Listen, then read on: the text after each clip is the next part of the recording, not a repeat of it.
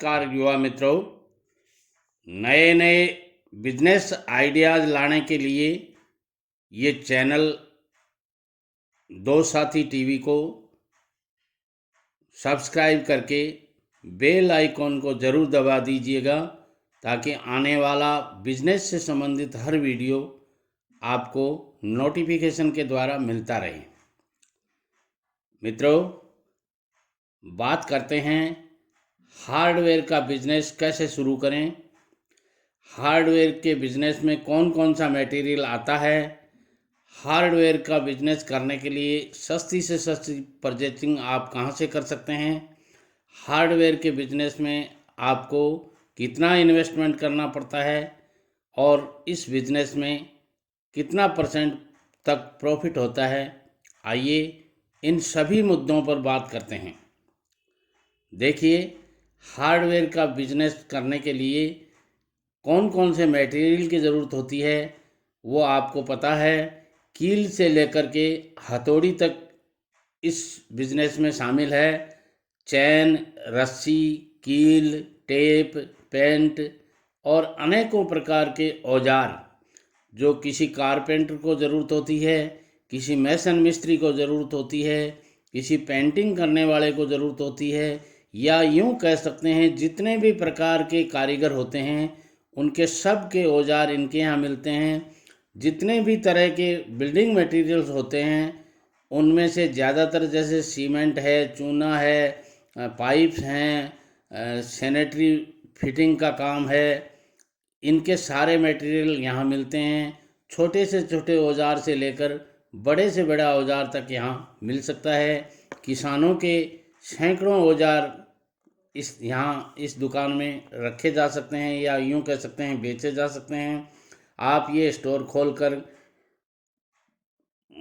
आराम से अपना व्यवसाय कर सकते हैं। इस बिजनेस की एक सबसे बड़ी विशेषता ये है कि इसके लिए आपको किसी डिग्री की ज़रूरत नहीं होती है।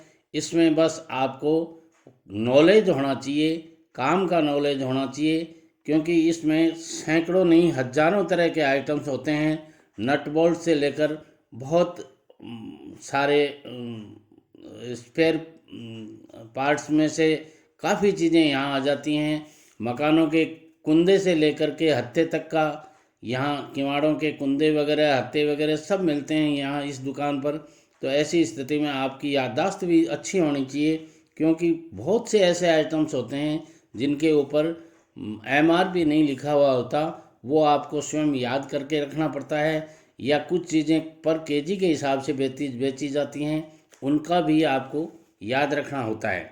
दुकान के लिए सबसे पहली बात आती है साइट का सिलेक्शन। आपको अच्छे से करना होगा जहां लोगों के फुटप्रिंट्स ज़्यादा पड़ते हों, या यूं कह सकते हैं मुख्य मार्केट में आपकी ये दुकान होनी चाहिए। हाँ, इसमें दुकान आपकी छोटी भी चल सकती है। छोटी का मतलब मीडियम साइज़ की दुकान होनी चाहिए। और गोडाउन आपको बड़ा रखना पड़ता है, क्योंकि गोडाउन में जैसे नालीदार चद्दरें 20-20 फीट लंबी आती हैं, पाइप्स 20-20 फीट लंबे आते हैं, और वुडन की कई चीज़ें जैसे प्लाई बोर्ड है, सनमाइका है, ये भी 8-8, 10-10 फीट के आते हैं। तो ऐसी स्थिति में आपको लंबा चौड़ा गोडाउन खरीदने की ज़रूरत होती है या हायर करने की ज़रूरत होती है।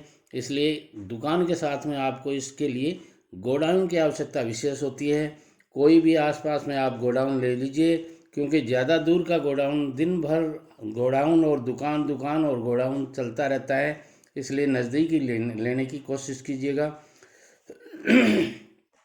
अब बात करते हैं कि इस बिज़नेस को आप थोक में कर सकते हैं, इस बिज़नेस को आप रिटेल में कर सकते हैं, और आजकल ये बिज़नेस आप ऑनलाइन भी कर सकते हैं।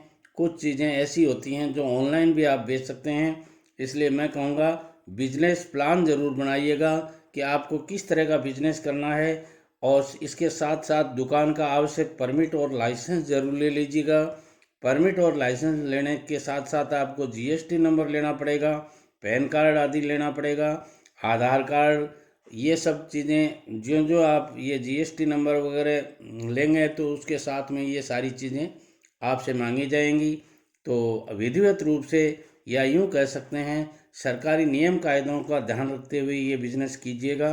इस बिज़नेस को शुरू करने के लिए आपको इन्वेस्टमेंट कितना करना पड़ता है, तो ये इन्वेस्टमेंट आप छोटा बिजनेस करना चाहते हैं तो 1 लाख रुपए से शुरू किया जा सकता है। मीडियम बिजनेस करना चाहते हैं तो 5 लाख से 10 लाख रुपए में शुरू किया जा सकता है। और यदि इसी बिज़नेस को आप बड़ा बिजनेस करना चाहते हैं तो ये 50 लाख तक का भी बिजनेस आप कर सकते हैं, इन्वेस्टमेंट कर सकते हैं और अच्छा पैसा कमा सकते हैं। अब बात करते हैं इसमें प्रॉफिट का कितना होता है। प्रॉफिट आपके ऊपर डिपेंड है कि आप अपनी परचेजिंग कहाँ से करते हैं। यदि लोकल मार्केट से परचेजिंग करके लोकल मार्केट में ही आप बेचते हैं तो आपका प्रॉफिट 10 से 15% होगा। और यदि होलसेल में किसी दूसरे शहर से, बड़े शहर से आप खरीद के ला करके बेचते हैं तो 20 से 25% प्रॉफिट आपका हो सकता है। अलग अलग आइटम्स के ऊपर आपकी प्रॉफिट का रेशियो निर्धारित होगा, इसलिए ये निश्चित रूप से नहीं बताया जा सकता।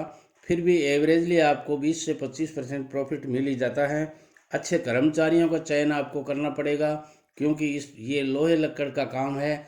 यहाँ आपको मजबूत आदमी और बहुत ही ध्यान से काम करने वाला आदमी चाहिए, नहीं तो चोट आने का डर रहता है। एक हथौड़ा यदि ऊपर से गिर गया तो पैर जख्मी हो सकता है।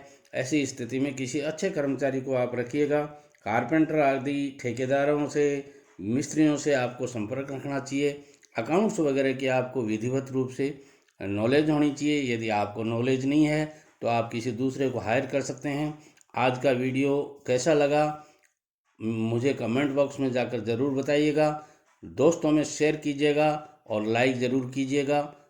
नमस्कार।